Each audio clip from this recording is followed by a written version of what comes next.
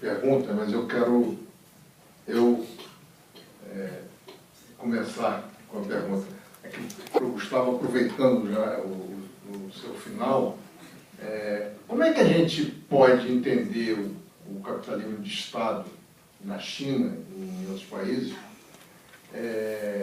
diante desse quadro que você pintou de transparência? Não há transparência, não há mercado, não há liberdade de imprensa, não há liberdade de informação, não há nada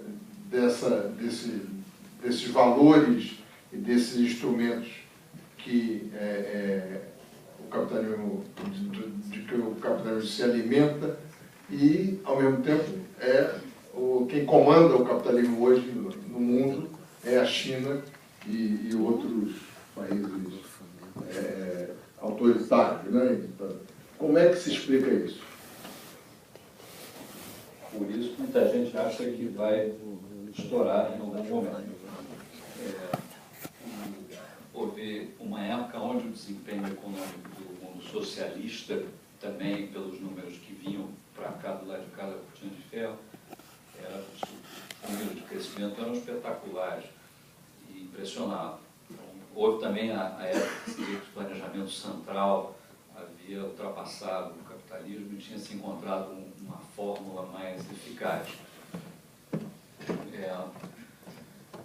No tempo do governo autoritário aqui no Brasil, acho que essa é uma analogia interessante, nós tínhamos muitas coisas parecidas com o modelo chinês de hoje.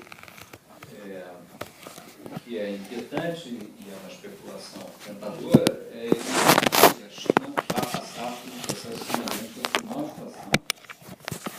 Então, teria sido parecido com esse das primaveras árabes que estão ocorrendo. Os chineses viveram alguma coisa parecida com isso tempos atrás, na época dos tumultos na Praça de Maio, mas é uma sociedade diferente, onde as condições para a durabilidade de um regime que seria insustentável na cultura ocidental de democracia permitem que esse besouro continue voando. Essa coisa da democracia, durante muito tempo se dizia que a democracia e o capitalismo eram coisas inseparáveis, né? E agora nós temos o exemplo do capitalismo de Estado, que é separado da democracia, e está indo, né? Então, mas é o fantasma dos nossos dias. No passado, o socialismo era a grande ameaça, a solução subversiva. Agora, a solução subversiva parece menos ameaçadora porque ela viola valores fundamentais da nossa sociedade, mas a eficiência econômica deles impressiona. Não sei se o Brasil estaria disposto a pagar o preço. Vamos ver. Bom, agora eu queria perguntar para o André, pedir para ele aprofundar um pouco mais essa questão do meio ambiente, do esgotamento dos recursos do planeta e a necessidade de redução do consumo para um bem-estar mais generalizado.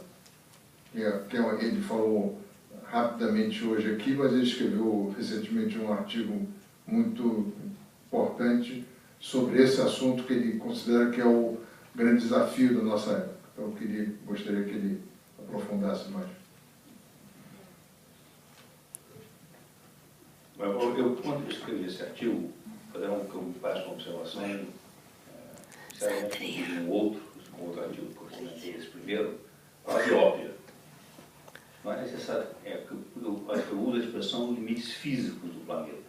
Não necessariamente uma questão, não é bem o que tem a ver com a ecologia, assim no sentido como um todo, limites ecológicos como um todo. Na questão sistêmica, você pode estar rompendo várias dimensões dentro dessas e mas pode se agravar. Às vezes eu vejo a discussão muito centrada na ideia, especialmente do aquecimento global, se é ou não, há uma nova discussão sobre isso, se é simplesmente se o grau de aquecimento está dentro da variância observada secular ou não, e se algo está havendo ou não o aquecimento ou se é ou não provocado pela ação humana no planeta. Independente disso, a questão que é mais, onde o que parece claro, é que nós vamos bater num limite que tem efeito sobre biodiversidade, sobre o uso de recursos naturais, sobre água.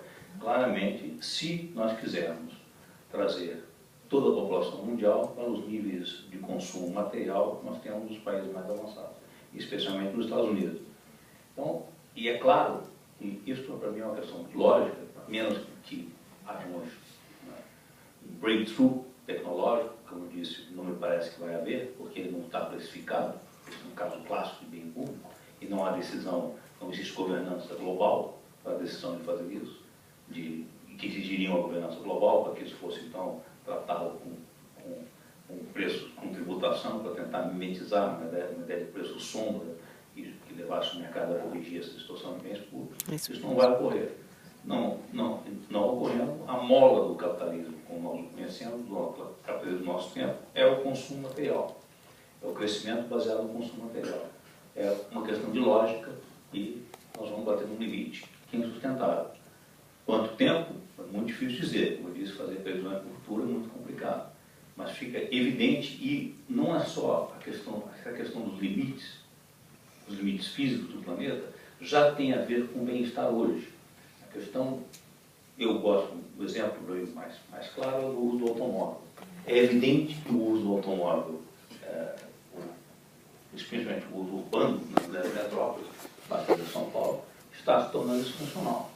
Então, se a economia é baseada no crescimento no automóvel, tanto do transporte individual, o transporte privado individual, com motor a explosão, você tem uma combinação que é óbvio que você não pode ter o mundo todo com esse modelo.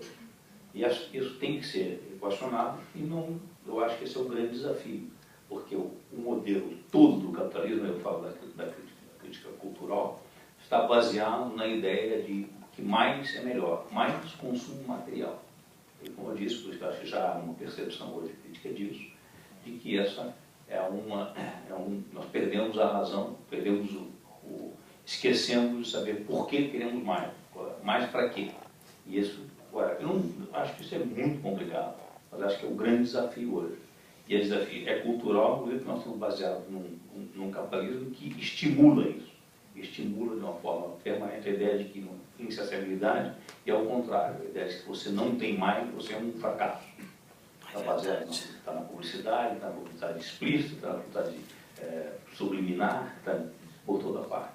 Esta é uma questão, parece a questão mais grave, ou mais difícil de serem superadas sobre o capitalismo. É integrada com a questão ecológica, mas não é exatamente, não incide com a questão ecológica. O Jared Diamond, esse geógrafo que escreveu o Colapso, ele escreveu um artigo algum tempo atrás no New York Times, fazendo uma conta de consumo, e dizendo que se os países do terceiro mundo, em desenvolvimento, que têm o objetivo de alcançar o primeiro mundo, os países asiáticos, se todos quiserem ter o mesmo nível de consumo que os países desenvolvidos já têm, que o mundo não dá conta. Então, tem que haver alguma mediação aí, alguma política para convencer os que já têm um nível de consumo, os povos que já têm um nível de consumo muito alto, que eles devem abrir mão de algum tipo de consumo para permitir que quem não tem ainda esse nível se aproxime desse nível ideal. Que é uma complicação danada, né? Você não tem uma governança global, você não tem projetos internacionais que regulem isso, é muito difícil, muito complicado, mas... Só uma observação, porque a outra questão que é fundamental disso é justamente essa questão da desigualdade num mundo interligado, globalizado. Desigualdade, enquanto você não tem noção do que ocorre do outro lado, é muito mais tolerável. Desigualdade, quanto mais interligado, e hoje o mundo é integralmente conectado, interconectado, a questão da desigualdade vai se tornando muito complicada de ser tolerada. E cria tensões desagregadora, violento, muito complicado. Portanto, a ideia de o mundo está integrado, e isso não tem como reverter, porque ele foi integrado pela tecnologia. Essa tecnologia integrou o mundo. Hoje a comunicação integrou o mundo, a internet integrou o mundo de fato, nem questão disso. Mesmo que você proíba, fecha as fronteiras, como nós vimos agora na Primavera Árabe, temos isso toda parte, você está hoje integrado pela internet. Então, hoje não vai ser mais possível sustentar um mundo tão desigual. E não é possível levar todo mundo ao nível de consumo dos países desenvolvidos. Me parece uma questão de mera lógica. Esse é o ponto. E é curioso como afirmar isso gera uma enorme polêmica. É uma questão, isso um outro artigo, gera uma sensação polarizada de estereótipos. As pessoas, olha, isso é uma posição neomalthusiana, e neomalthusiana já diz, olha, não, nós sabemos que Malthus errou porque ele fez uma coisa específica que ele apontou, estava errado, a preocupação estava correta, a lógica estava certa. Ou então, do outro lado, a ideia que é muito impressionante, o lado verde, que também é completamente radical e intolerável, não apaixonado. Então, você tem uma polarização onde não há diálogo, impossível ter diálogo. Bom, vamos começar as perguntas, vamos fazer 15 minutos de pergunta, 20 minutos.